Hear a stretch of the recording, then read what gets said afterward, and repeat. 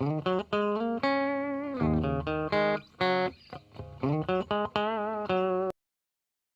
just moved it. Is it recording? No, It's recording. Cricket. You're cricket. Is the light not too bright? There you go. That's fine. Okay. Alright. I feel so I'm not used to you being like, I feel like I'm Hey, my name's Drew. Shut up. What is up, y'all? Welcome back to Drink Up Bass Fishing. Today we're talking about the expensive tackle versus the cheap tackle. I was out here getting everything ready for a tournament we're fishing tomorrow. It's a benefit tournament for cancer patient Cameron Ferguson. He is 15 years old with leukemia, so y'all say a prayer for him. It is a 40% payout, and all the rest of the money goes towards him. I don't know how to say the words. My wife behind the camera making sure. She got some notes for me. I actually already filmed this once today, and I accidentally deleted about 75% of the video. So, anyways. So here I am. Yep, she's here. Instead of eating dinner. Yeah, we're not at Lee Out Loud. We're at our own house. So first off, I want to talk about the rods and reel, maybe a combo if you're just starting out fishing. I have a Bass Pro Shop Pro Light Elite. Actually, I bought my wife for her to learn how to use a bait caster with, and she didn't. She'd rather use a spinning reel. But anyways, I still use this rod and reel for crankbaits only, pretty much, because you can feel it when they bite it. It's not that sensitive. It's not good for skipping docks. It's only got 2 brakes. You got one on this side and one on that side. Easy to use though. Yeah, it is easy to use if you're a beginner. So that would, and it's cheap. I think it was 60 bucks for the rod and reel, and they last forever. My dad's got one that he's had probably for about 12 years.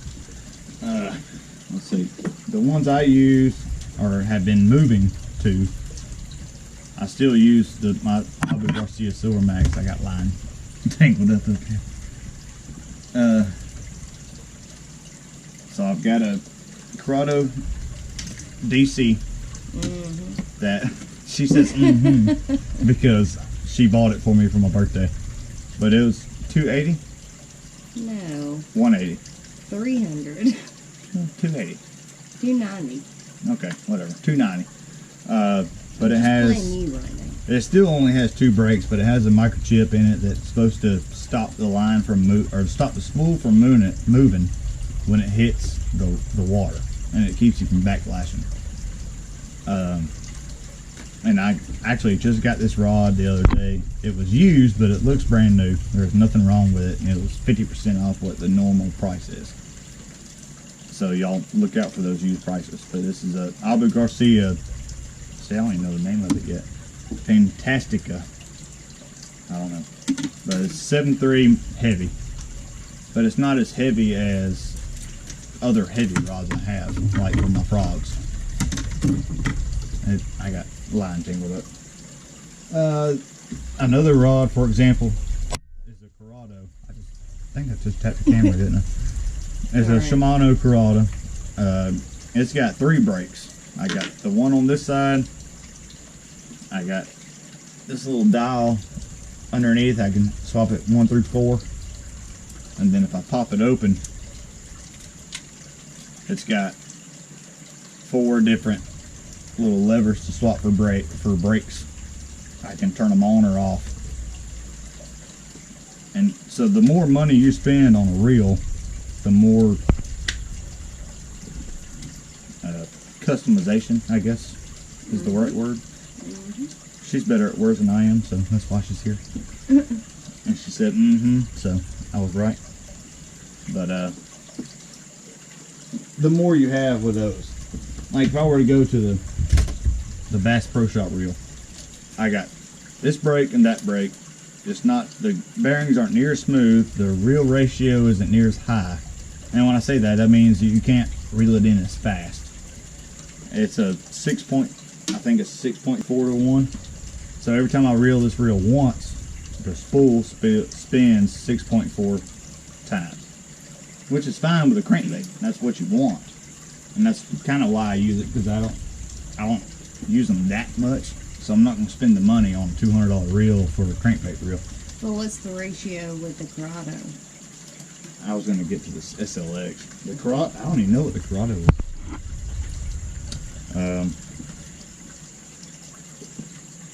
It's worn off because I've been using it so much. I think it's 7 point something to 1. But the SLX is also a Shimano, and it's only $100. It's actually a really good price. SLX 150 XG. Make sure if you're left-handed, make sure the reel's on the right-hand side, or the handle's on the right-hand side of the reel, or left-hand side of the reel. But this is an XG. It's a right hand.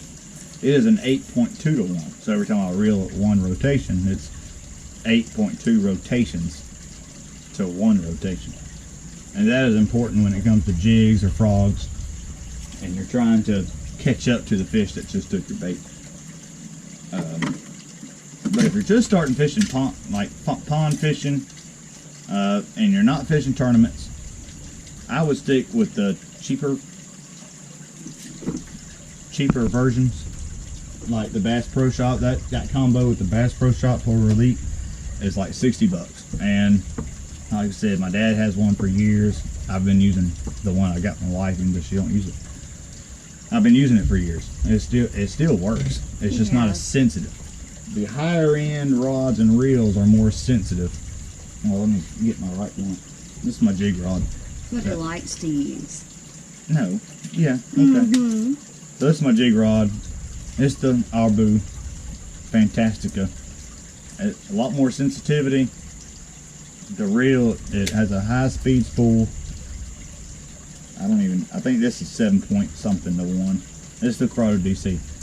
So this is the one that stops you from backlash. So I'm skipping docks and stuff. If you're learning how to skip docks, I highly suggest you get in DC. Either it's the SLX DC or the Grotto DC. If you're wanting to get in with Shimano. That's my favorite. They got a great warranty program and all that. But if you're not skipping docks and you're just casting out in open water, I don't see the point in spending a whole lot of money. The rod type, the more you spend, the better sensitivity you get, the better backbone. If you're fishing light lures, get a medium or a light rod. If you're fishing jigs, maybe Texas rig, get a medium heavy. Tell them about brush hog. I will. She loves a brush hog. Oh, but who catches the biggest one though? I do. No. Your biggest ain't as big as mine. You catch more, I catch bigger. Anyway, so when I say Texas rig, my wife fishes a Texas rig brush hog, and that is best on a medium heavy. And usually the more expensive rod you get, the better the sensitivity is. So when they bite it and they don't tug on it, they just grab it. With a high dollar line, you can actually feel them just touch it. That's how the sensitivity comes into play. You get a high dollar rod with decent line. I use what is it? Sunline FC Sniper. I was about to say P-line, but I don't use P-line. Sunline FC Sniper, probably 12, 14 pound. God, my nose itched. But the sensitivity is a whole lot better than just like Berkeley trolling. And the Berkeley trolling is a lot cheaper. So like I said, if you're just fishing ponds and just for fun, then that's what I would go with. But if you're starting to fish tournaments and trying to make some money, or just trying to improve your overall fishing ability, then I would definitely drop the money into higher end tackle. So that's it for rods and reels, I believe, right? That kind of. Okay, well I'll go ahead and talk about this too. I got my actual Grotto, which is that's the one that's worn out, but I'm pretty sure it's 7 something to 1. I got a frog. It's on a frog. It's on a heavy SLX rod. I think it's 7.3, 7.2. On a 65 pound braid. I know that sounds like a lot, but any braid that's about 30 pounds, and you think 30 pounds, so that's plenty for the fish I bring into the boat. Well, I've never caught anything bigger than a, what, 10 and a half? Yeah. And they fight. Yeah, it's not the weight of the fish, it's the force that they put on your line, and then the vegetation that you fish through. If you do fish 30-pound braid, I would definitely do a double polymer knot. I'm not going to show them that in this video. Well, fuck it, I guess I will. I don't care. I'm not even monetized yet. I can cuss in these videos if I want to. I don't make money for this. Let's see. They can't see this in this video anyways. I'll try. We'll try to explain it. Polymer knot. You can easily look it up on Google, and that's true. That's how I learned it. I talked to a lot of people. Say, oh yeah, everyone knows polymer knot. Well, hell, I don't know what it is. So, anyways, I got to get closer. Because I know this is zoomed out. Nice calf muscles. Thank you. I've been working on. Been doing squats. Anyways, so take your end of your line through the hole, line keeper, or whatever you want to call it. The hole. The hole, yeah, that's what I call it. Through the end of the frog, which is what I'm tying on, because I just tied this on earlier, and then run it back through. So you have your main line and your tag end. I need more line. Come on. Oh, now I got a tangled mess. Okay, so I got my tag end right here, my main line, and then the loop I just made by doubling it through.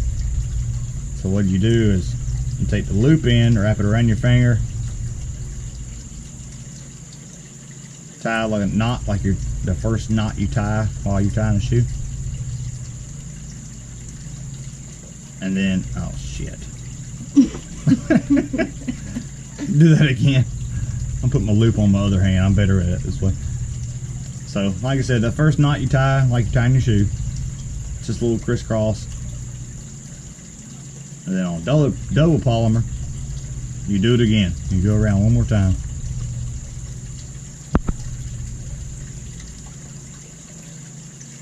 Okay. And then you pull it. Some people say don't pull it tight, but I go ahead and pull it tight, and then wrap this loop right here. You wrap it around your bait. Just that simple. And then you pull your tag in and your main line. I always wet it a little bit just so it don't burn your braid too much. Mm-hmm. Pervert behind the camera.